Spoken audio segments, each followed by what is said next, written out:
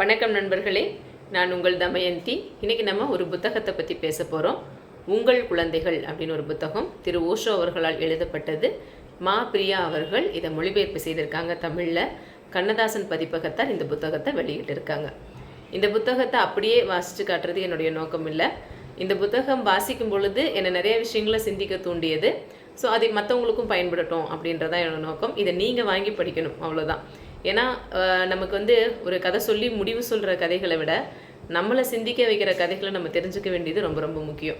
அந்த மாதிரி இந்த கதை நிறைய குழப்பி விட்டது, நிறைய சிந்திக்க வச்சது. ஸோ அந்த விஷயம் உங்களுக்கும் நடக்கட்டும் அப்படின்றதுக்காக வேண்டி இந்த புத்தகத்தை உங்கள் முன்னாடி நான் பேச வந்திருக்கேன். உங்கள் குழந்தைகள் அப்படின்ற புத்தகம் இந்த புதிய தலைமுறையினரை சுதந்திரமாகவும் புத்திசாலிகளாகவும் எப்படி வளர்த்துறது அப்படின்னும் உங்களுக்கு வழிகாட்டலாம். உங்களுக்குள்ள ஒரு குழந்தைய தொலைச்சிருக்கோம்ல, ஒரு வெகுளித்தனத்தை நம்ம தொலைச்சிட்டு பெரியவங்களாக இருக்கோம் இல்லையா, அந்த வெகுளித்தனத்தை குழந்தைத்தனத்தை தேடுறதுக்கும் உங்களை ஊக்குவிக்கலாம். இப்போ முதல்ல அவருடைய வாழ்க்கையில் நடந்த சில விஷயங்கள்லாம், அவரோட வாழ்க்கை முறை எப்படி இருந்தது, ஓஷோ அவர்களுடைய வாழ்க்கை முறை எப்படி இருந்தது அப்படின்னு சில விஷயங்களை பகிர்ந்துக்கிறாரு. அதுவே ரொம்ப ஆச்சரியமாக இருக்குது. முதல் 7 வருஷத்துக்கு அவர் பாட்டி தாத்தா கிட்ட தான் வளர்ந்தாராம். அந்த பாட்டி இப்போ ஒரு குழந்தை அமைதியாக ஒரு இடத்துல கம்முன்னு போய் வானத்தையே பார்த்துட்ருக்கு, இல்லை செடியவே பார்த்துட்ருக்கு அப்படின்னா நம்மளாம் என்ன செய்வோம்? முதல் 7 வயசுக்குள்ளே ஒரு குழந்தை இப்படி இருக்குன்னா சுற்றி இருக்கிற எல்லாரும் ஏன் இப்படி இருக்கான்னு 100 கேள்வி கேட்பாங்க. நம்ம ஏன் இப்படி அமைதியாக உட்காந்துருக்குற அப்படின்ட்டு நம்மளை டிஸ்டர்ப் பண்ணுவாங்க. ஆனால் அவங்களோட பாட்டி ஏதோ ஒரு தெளிவில் இருந்திருக்காங்க. அவங்க என்ன சொல்லியிருக்காங்கன்னா, விடுங்க, அவன் மௌனத்தில் அவன் சந்தோஷமாக தான் இருக்கான். அவன் எதுவும் குழப்பமாலாம் இல்லை, எதுவும் அவனுக்கு பிரச்சனையெல்லாம் இல்லை, மௌனமாக இருக்கிறது நல்ல விஷயந்தான், அதை விட்டுருங்க, அவனை ஏதோ தேடுறான், அதை தேட விடுங்கன்னு அனுமதிச்சிருக்கிறாங்க. ஸோ இந்த சூழல் அவருக்கு கிடைத்ததே அவர் பெரிய அதிர்ஷ்டம்னு சொல்கிறாரு. இந்த சூழலில் நம்ம குழந்தைங்களில் எத்தனை பேர் வளர்கிறாங்கன்றது கஷ்டம்தான். ஏன்னா நம்மளை பொறுத்த வரைக்கும் ரொம்ப ஹெவியாக ஓடியாடி விளையாண்டாலும் நமக்கு அப்நார்மலாக சைல்டாக தான் தோணும். ரொம்ப அமைதியாக ஒருத்தவங்க இருந்தாங்கனாலும் அது அப்நார்மல் சைல்டுன்னு தான் நம்ம சொல்லுவோம். ரொம்ப தொணன்னு பேசினாலும் என்ன இப்படி பேசிக்கிட்டே இருக்காங்க அப்படின்னு தான் சொல்லுவோம். மொத்தத்துக்கு விமர்சனத்துக்கு உட்படாத குழந்தைகளே இருக்க முடியாது. நம்மளை பொறுத்த வரைக்கும் நம்ம ஒரு கோடு போட்டிருப்போம், அந்த கோட்டு மேலேயே போனால் அந்த குழந்தை நல்ல குழந்தை, அதை தாண்டி இங்கிட்ட அவங்ககிட்ட அது சுயமாக போயிடுச்சு அப்படின்னா அது கெட்ட குழந்தை. அப்படி தான் பெரும்பாலான பெற்றோர்கள் ஆசிரியர்கள் எல்லாருமே இந்த ட்ராக்கில் தான் நம்ம போயிட்டுருக்கோம். அவர் இன்னொரு கேள்வி கேட்குறாரு. பொதுவாக கல்வி முறைன்றது எப்படி இருக்கணும் அப்படின்னா, இப்போ கிணத்துல தண்ணி ஆல்ரெடி இருக்கும், அந்த தண்ணியை வெளியில் எடுக்கிறதுக்கு உதவும். அந்த உதவுற ஒரு கருவி போல் ஒரு குழந்தை பிறக்கும் பொழுதே ஏதோ ஒரு விஷயத்துக்காக பிறந்திருக்கும். அது ஒரு இசையமைப்பாளராக பிறந்திருக்கலாம், கவிஞராக பிறந்திருக்கலாம், ஏதோ ஒரு தேடலை அடையிறதுக்காக பிறந்திருக்கலாம், ஞானிகளாக பிறந்திருக்கலாம், ஏதோ ஒரு விஷயம் வானியல் விஞ்ஞானிகளாக பிறந்திருக்கலாம். ஆனால் அந்த குழந்தை தன்னை தேடுவதற்கு முயற்சிப்பதாக நம்ம கல்வி முறை இருக்கா? இல்லை நம்மளால் பெற்றோர்களால் அப்படி வளர்த்த முடியுமா? நம்மளை பொறுத்தவரையிலும் 3 வயசானால் ப்ரீகேஜி போகணும், அப்புறம் எல்கேஜி போகணும், அப்புறம் யூகேஜி போகணும். ஏ ஃபார்னா ஆப்பிள் தான் எழுதணும், ஏ ஃபார்னு அது வேறு ஏதாவது எழுதிருச்சுன்னா அதுக்கு மார்க் கம்மியாக பண்ணுவோம். ஸோ நம்ம என்ன சொல்லிக் கொடுக்குறோமோ அதை அப்படியே ஒப்பிச்சிட்டா அந்த குழந்தை புத்திசாலி, அதுலேருந்து அது சுயமாக சிந்திருச்சுன்னா அது பல விமர்சனத்துக்குள்ள உட்படும். ஸோ இப்படி ஒரு கல்வி முறை தேவைதானா, இப்படி ஒரு வளர்ப்பு தேவைதானா அப்படின்னு நம்ம முன்னாடி சில கேள்விகளையும் அவர் வைக்கிறாரு. ஸோ இது முதல் 7 வருஷத்துக்கு. அவர் என்ன சொல்கிறாருன்னா, ஒவ்வொரு 7 வருஷத்துக்கும் வாழ்க்கை சுழற்சி முறையில் போகுமா. ஸோ முதல் 7 வருஷத்துக்கு அவருடைய கூற்றுப்படி நீங்கள் எதுவுமே சொல்லித்தராதீங்க, அந்த குழந்தைய அதோட சிந்தனையை அதை தன்னைத்தானே தேடுவதற்கான வழியை மட்டும் அமைச்சு கொடுங்க, போதும். அதுக்கு பாதுகாப்பான விஷயங்கள் சொல்லித்தரலாம். இப்போ ஒரு குழந்தை சோப்பு எடுத்து வாயில் வைக்குதுன்னா குழந்தை அது பாட்டில் இருக்கட்டும், அப்படி அவர் சொல்ல வரல. நமக்கு தெரிந்த புத்திசாலித்தனன்ற பேரில் நமக்கே தெரியாத விஷயங்களை சொல்லித்தருக்கோம் இல்லையா. இப்போ நம்ம ஒரு வாழ்க்கை முறை நம்ம குழந்தைங்களுக்கு சொல்லித்தரோம். முதல்ல நமக்கு அதில் தெளிவு இருக்கா? இந்த வாழ்க்கை முறையை பின்பற்றினா மகிழ்ச்சியான ஒரு வாழ்க்கை வாழலாம், ஒரு எமர்ஜென்சியில் ஒரு நல்ல முடிவெடுக்கிற அளவுக்கு திறமையானவங்களாம் அவங்கள வளர்த்திடலாம் அப்படின்ற தெளிவு எத்தனை பெற்றோருக்குள்ளே இருக்குது? கிடையாது. நமக்கே தெரியாத ஒரு விஷயத்த நம்ம அப்படியே போட்டு அந்த குழந்தை மூலையில் அடைக்கிறோம். ஒவ்வொரு குழந்தைகளும் ஞானிகள் தான், அவங்களே அதை தெரிஞ்சுக்குவாங்கன்னு சொல்கிறார் அவர். ஸோ பொறுமையாக நீங்கள் அந்த குழந்தையாக இருக்க விட்டு அவங்கள பாதுகாத்து மட்டும் வச்சுக்கோங்க, அதோட இயல்பை எதையும் மாற்ற முயற்சி பண்ணாதீங்க அப்படின்னு சொல்கிறார். இது எந்தளவுக்கு நடைமுறைக்கு சாத்தியம் இல்லை அப்படின்றதெல்லாம் ரெண்டாவது. இந்த புத்தகத்தை நான் படிக்கும்போது நான் என்ன யோசிச்சேன்னா, இப்போ நம்ம 7 வயசு வரைக்கும் ஸ்கூலுக்கே சேர்த்தாமல் ஒரு குழந்தைய வச்சுருக்க முடியுமா?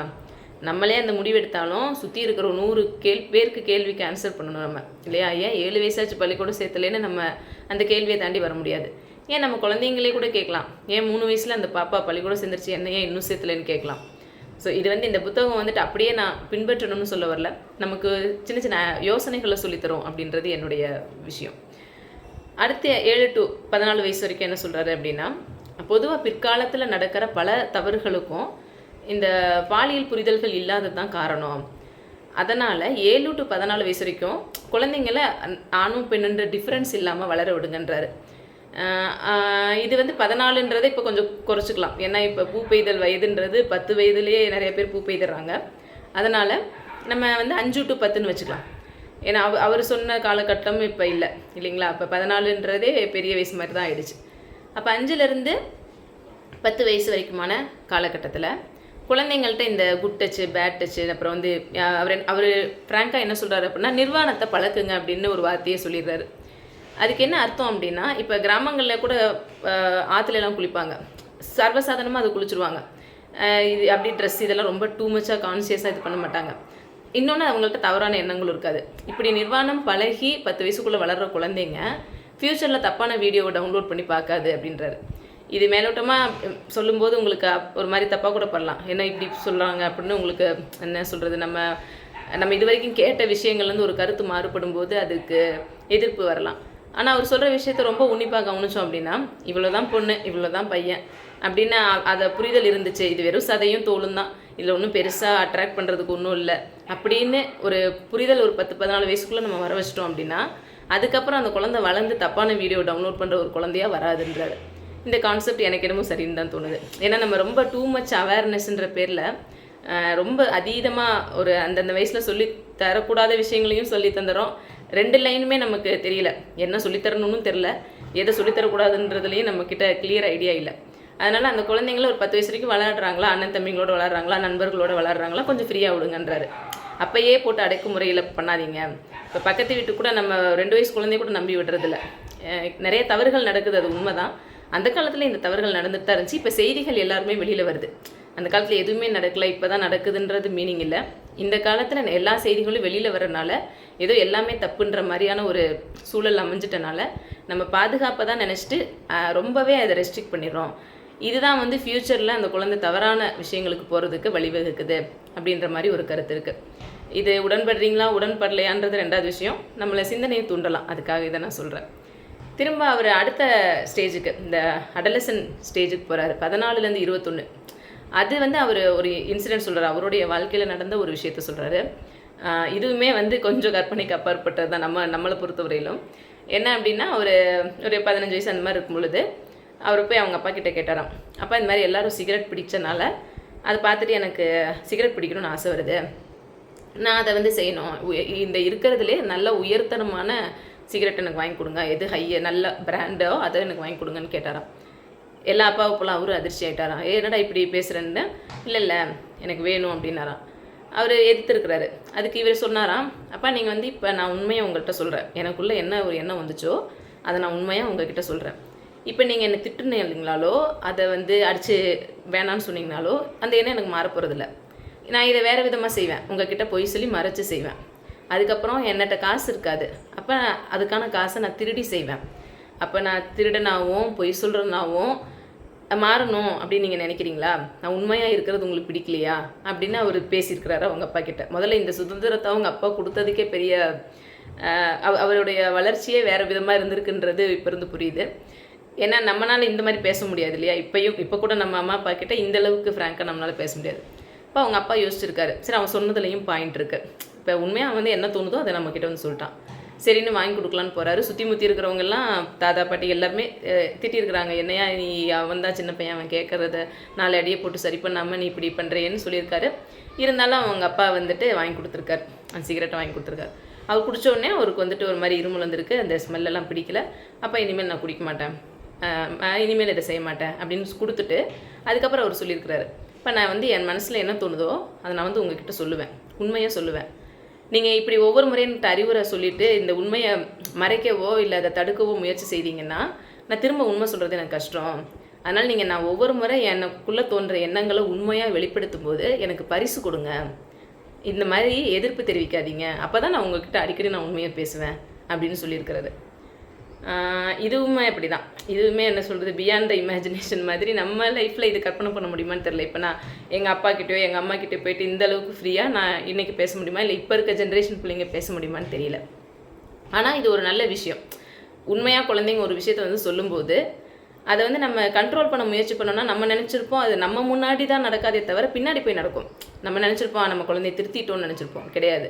அந்த ஆசை எழுந்தது தான், அது உள்ளுக்குள்ளே இருந்துட்டு தான் இருக்கும். அதை ஏதோ ஒரு விதத்தில் அந்த குழந்தை நிறைவேற்றுறதுக்கு தான் முயற்சி செய்யும்.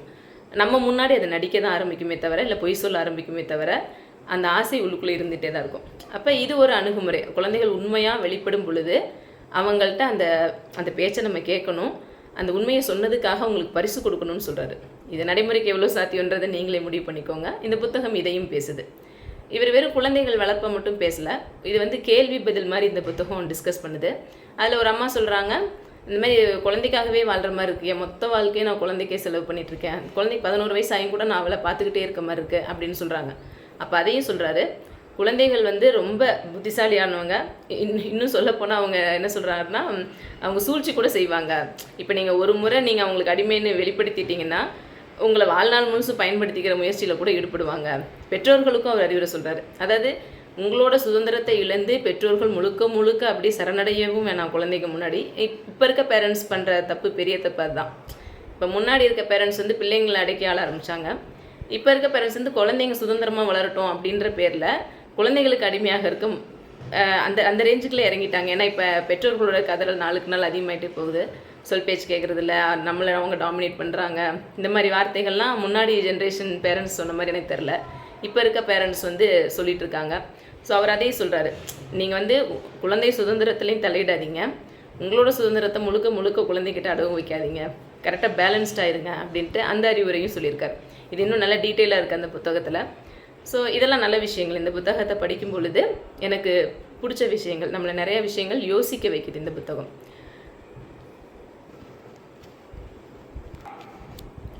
இன்னொரு விஷயம், கம்யூன் அப்படின்ற ஒரு சிஸ்டம் பற்றி அவர் பேசுகிறாரு. அதாவது இப்போ குடும்பம்னு வச்சுக்கோங்களேன், ஒரு குழந்தை, இப்போ இருக்க குடும்பத்தை பொறுத்தவரையிலும் ஒரு குழந்தை, அப்பா அம்மா இவ்வளோ தான் இருக்காங்க.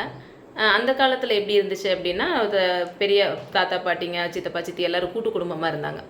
இந்த குடும்பம்ன்ற விஷயத்தில் நடந்த சில விஷயங்களை சொல்லிவிட்டு அப்புறம் கம்யூன் சிஸ்டத்தை பற்றி அவர் டிஸ்கஸ் பண்ணுறாரு. என்ன அப்படின்னா, இப்போ அந்த காலத்தில் வந்து தாத்தா பாட்டிங்க கையில் தான் எல்லாமே இருந்துச்சு, சொத்து சுகம் முதல் கொண்டு அறிவு முதல் கொண்டு.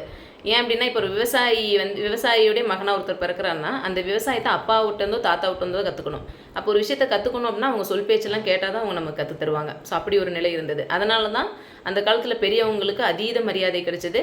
பெரியவங்க வந்து பிள்ளைங்க நம்ம என்ன சொல்கிறோமோ அதை கேட்கணும், அதுலேருந்து கொஞ்சம் ஒரு இது நடந்தால் கூட அவங்கள அடித்து நவுத்தணும்னு ஒரு முடிவோடு இருந்தாங்க. ஒரு அடக்குமுறை இருந்துகிட்டே இருந்துச்சு பெரியவங்கள் வந்து குழந்தைகள் மேலே. அதுக்கு அந்த அடக்குமுறை பாசிபிளாக ஏன் இருந்துச்சு அப்படின்னா, ஒவ்வொரு விஷயத்துக்கும் அந்த குழந்தை அந்த அப்பா அம்மாவையோ அந்த தாத்தா பாட்டியோ டிபெண்ட் பண்ணியிருந்தனால. சரியா?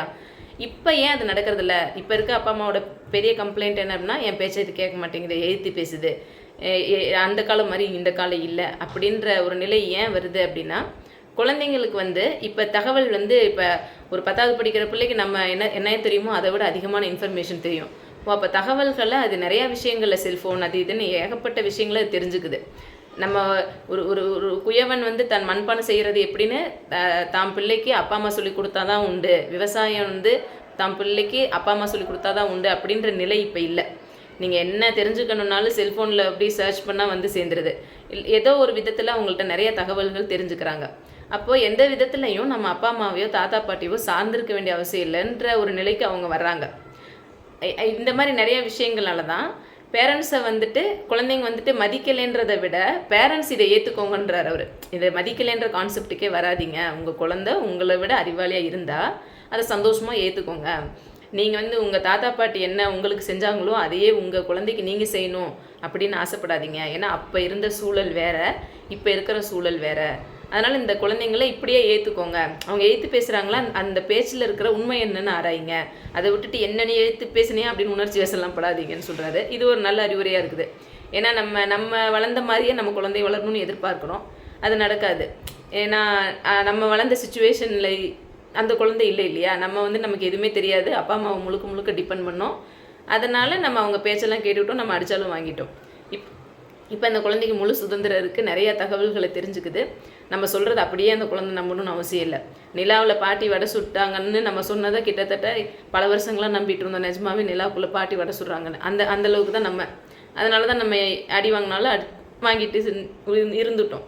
இதை நம்ம குழந்தைங்க வந்து 1000 கேள்வி கேட்பாங்க. நிலாவுக்குள்ளே ஏன் பாட்டி போச்சுன்றதுலேருந்து ஆரம்பித்து அவங்க நிலாவுக்குள்ளே இருக்க மொத்த சயின்ஸையும் நமக்கு சொல்லி தருவாங்க. ஸோ அந்த குழந்தை வந்து இதை நான் சொல்கிறது நீ கேட்குறியா இல்லையா, பாட்டி வடை சுட்டு தான் இருக்குது, இதை நீ நம்பியே ஆகணுன்னா அது எதிர்த்து பேசும். அதை வந்து நம்ம எதிர்த்து பேசுகிறாங்கன்றதை விட அதில் இருக்க உண்மையை ஏற்றுக்க ஆரம்பிங்க, நீங்கள் வளர்ந்த சூழலை அந்த குழந்தை இல்லைன்றதை புரிஞ்சுக்க ஆரம்பிக்கின்றாரு. ஸோ இந்த அறிவுரை நல்லதாக இருந்துச்சு. அதுக்கப்புறம் இந்த கம்யூனல் சிஸ்டம், இந்த குடும்பம்ன்ற இருந்தாலே இந்த பிரச்சனைகள்லாம் வருது. ஏன்னா ஒரு குழந்தை ஒரு அப்பா அம்மாவை மட்டுமே பார்த்து வாழுது. அப்போ அந்த அப்பாவோடைய பாசிட்டிவ் நெகட்டிவ், அம்மாவோட பாசிட்டிவ் நெகட்டிவ் இது மட்டும்தான் தெரியும். இதே மாதிரி அப்பா அம்மாவும் அவங்களுக்குள்ள புரிதல் இருந்தாலும் இல்லைன்னாலும் சொசைட்டிக்காகவோ இல்லை ஏதோ ஒரு விஷயத்துக்காக கஷ்டப்பட்டாவது 2 பேரும் ஒன்று சேர்ந்து வாழ்கிறாங்க. இது தேவையான்ற மாதிரி ஒரு கொஸ்டின், குடும்பம்ன்ற ஒரு அமைப்பு மேலேயே ஒரு கொஸ்டின் எழுப்பியிருக்காரு. இதுவுமே நம்ம வாழ்கிற முறைக்கு இது கஷ்டமான ஒரு விஷயமா தான் இருக்கும். நான் சொல்கிறத சும்மா கேட்டுக்கலாம். கம்யூன்ற சிஸ்டம் எப்படி சொல்கிறாரு அப்படின்னா, ஒரு குழந்தை பிறந்தால் அந்த குழந்தைக்கு அந்த கம்யூனில் இருக்க எல்லாருக்கும் அந்த குழந்தை பொதுவானது. அந்த குழந்தை எல்லாரும் தான் வளர்த்துவாங்க. அந்த குழந்தைக்கு ஒரு பிரச்சனைனா எல்லாருமே பார்த்துக்குவாங்க அப்படின்ற மாதிரி ஒரு சிஸ்டம் சொல்கிறாரு. ஸோ அப்போ அந்த இன்செக்யூர் ஃபீல், இப்போ நம்ம வந்து அந்த பாதுகாப்பற்ற உணர்வில் தானே நிறைய தவறு செய்கிறோம். அந்த உணர்வுலேருந்து முதல்ல அந்த குழந்தையும் அந்த பேரண்ட்ஸும் வெளியில் வருவாங்க. பேரண்ட்ஸுக்குமே அவர் என்ன சொல்கிறாரு அப்படின்னா, அப்படி வலுக்கட்டாயமாக ஒருத்தர் மாற்றி ஒருத்தர் ஏதோ ஒன்றுக்காக அப்படி ஸ்ட்ரெஸ்ஃபுல்லாக வாழ வேண்டிய அவசியம் இல்லை. பிடிக்கும்போது வாழலாம், பிடிக்கலன்னா விளைவிக்கலாம். இது கல்யாணமும் தேவையில்லை, டைவர்ஸும் தேவையில்லை அப்படின்ற மாதிரி சொல்கிறாரு. ஸோ இந்த சிஸ்டமும் எந்த அளவுக்கு நடைமுறைக்கு ஒத்து வரும்னு தெரியாது. ஆனால் நம்மளை வேறு விதமாக யோசிக்க வைக்குது. இப்போ குழந்தைங்கள பொதுவாக பழக விடுறதுலாம் நல்ல விஷயந்தான், எல்லாரோடையும் பழக விடலாம். நம்மளை மட்டுமே ஒரு உதாரணமாக வச்சு அந்த குழந்தை அந்த ஒரே சின்ன வீட்டுக்குள்ளே அப்பா மட்டுமே உதாரணம் அம்மா மட்டுமே உதாரணம்னு வாழாமல் அது ஒரு கம்யூனிட்டிக்குள்ளே பழக விடலான்னு ஒரு சின்ன ஐடியா கூட கொடுக்கலாம். ஸோ இந்த புத்தகம் முழுக்க நம்ம ஃபாலோ பண்ணாத பல விஷயங்களை பற்றி பேசியிருக்காங்க. இதில் நமக்கு உடன்பாடு இருக்கலாம், இல்லாமலும் இருக்கலாம். ஆனால் நிறைய விஷயத்த யோசிக்க வைக்கிது இந்த புத்தகம்ன்றது மட்டும் உண்மை. எனக்கு பிடிச்சிருந்தது. சரி, அதனால் வந்து இங்கே இதை பதிவு செய்யலாம் அப்படின்னு தோணுச்சு. உங்கள் குழந்தைகள் புத்தகம் திரு ஓஷோ அவர்களால் எழுதப்பட்டது. மா பிரியா அவர்கள் தமிழில் மொழிபெயர்ப்பு செய்திருக்காங்க. கண்ணதாசன் பதிப்பகத்தார் இதை வெளியிட்டிருக்காங்க. இந்த புத்தகத்தை நீங்களும் படிங்க. உங்களோட கமெண்ட்ஸையும் எனக்கு கமெண்ட் செக்ஷனில் போடுங்க. உங்களை எந்த விதத்தில் இது சிந்திக்க தோன்றுச்சுன்னு சொல்லுங்கள். உங்கள் குழந்தைங்கள் வளர்த்துறதுல உங்களுக்கு என்னென்ன கஷ்டம் இருக்குது, அதை எப்படிலாம் சரி செஞ்சீங்க, இதெல்லாம் கூட கமெண்ட் செக்ஷனில் நீங்கள் பதிவு செய்யலாம். நன்றி, வணக்கம்.